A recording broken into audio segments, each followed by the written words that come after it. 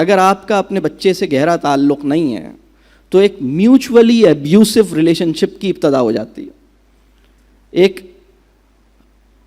سمجھیے کہ تم مجھے ہرٹ کرتے ہو، میں تمہیں ہرٹ کرتا ہوں، ہم دونوں ایک دوسرے کے لیے کچھ بھی کر سکتے ہیں، بڑی سے بڑی قربانی دے سکتے ہیں، لیکن ایک دوسرے کی زندگی میں جو ایک دوسرے کو جو ایک دوسرے کی فیلنگز کو تکلیف ملتی ہے یا پہنچتی ہے، اس کا کوئی سد باب ہمارے پاس نہیں ہے. بالکل ایسی صورتحال ہو جاتی ہے.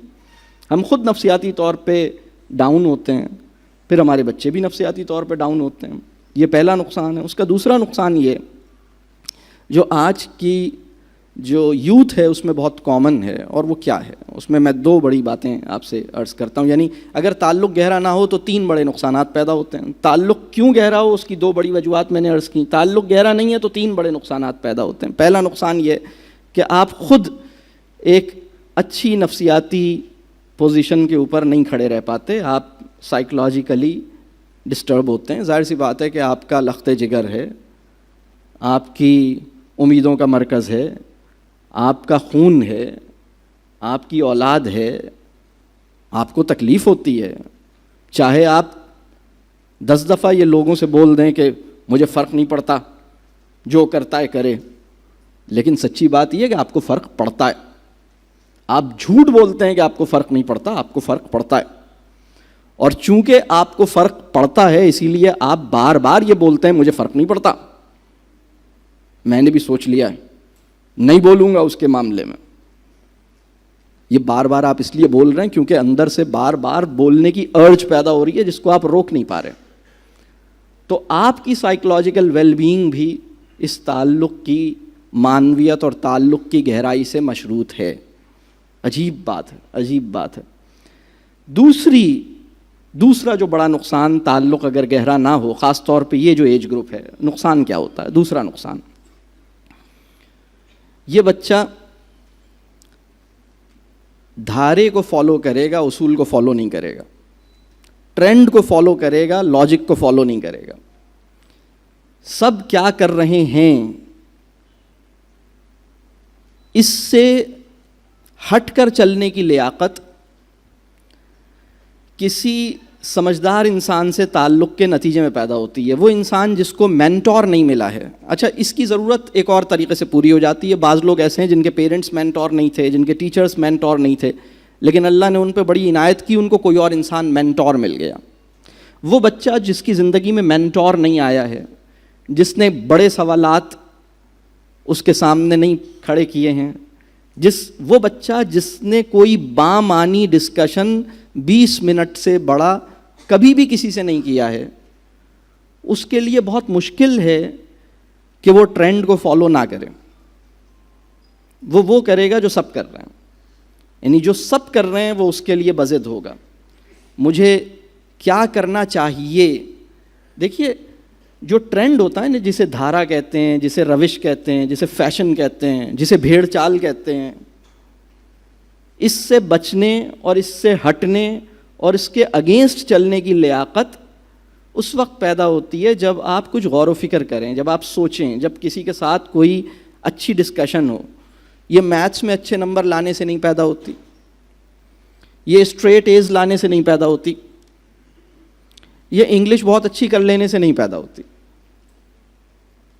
یہ اسکول کی آنکھ کا تارا بن جانے سے بھی نہیں پیدا ہوتی.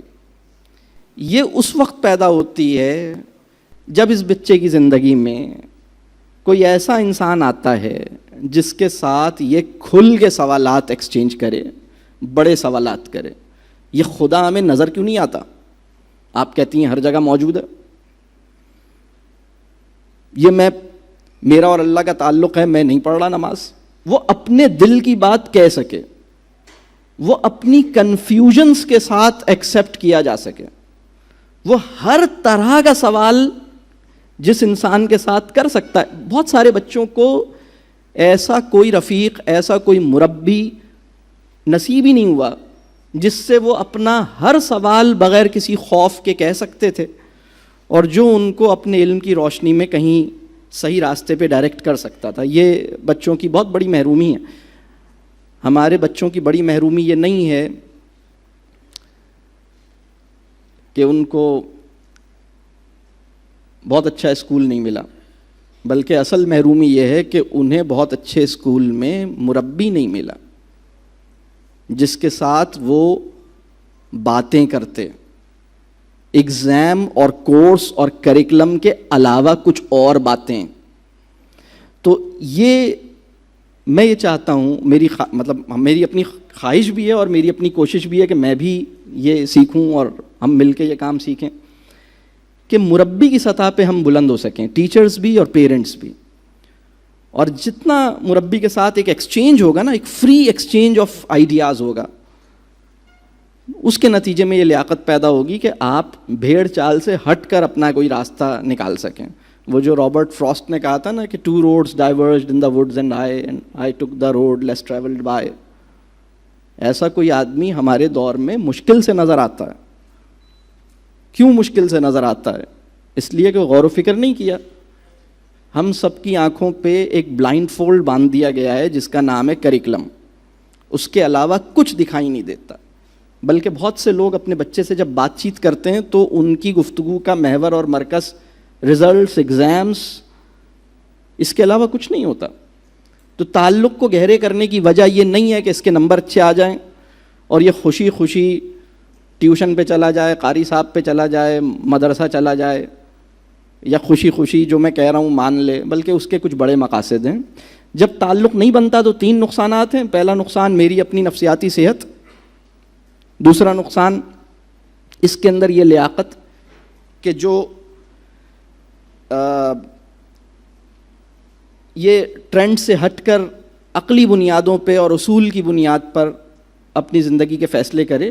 جو کچھ سب کر رہے ہیں اس سے ہٹ کر، چونکہ وجہ یہ ہوتی ہے کہ آپ کے اندر وہ کانفیڈنس نہیں ہوتا. جب تعلق نہیں ڈیولپ ہوتا تو آپ کے اندر وہ کانفیڈنس نہیں ہوتا. آپ کو لگتا ہے کہ اگر سب کوئی نادانی کا کام کر رہے ہیں اور مجھے سمجھ آ رہا ہے کہ یہ نادانی کا کام ہے، لیکن اگر میں نے یہ نہیں کیا تو بڑی عجیب سی بات لگے گی. مطلب آپ کو پتہ ہے فیشن کسے کہتے ہیں؟ فیشن جو ہے وہ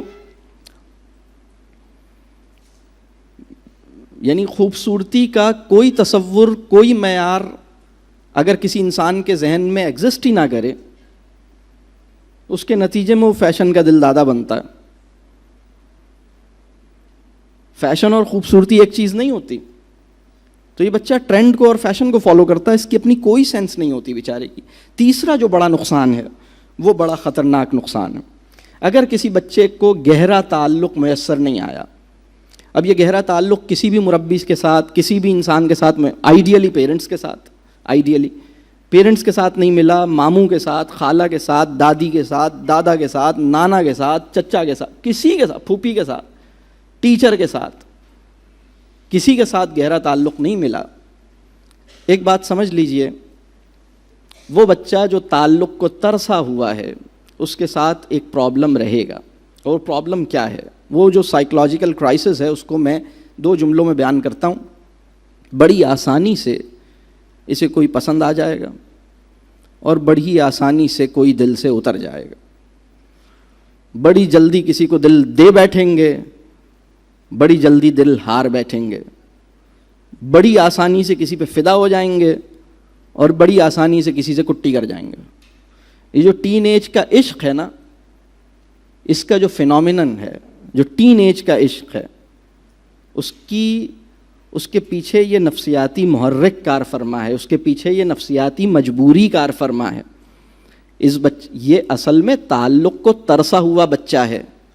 اس سے کبھی بھی کسی نے اپنائیت کا احساس اس کو منتقل ہی نہیں کیا.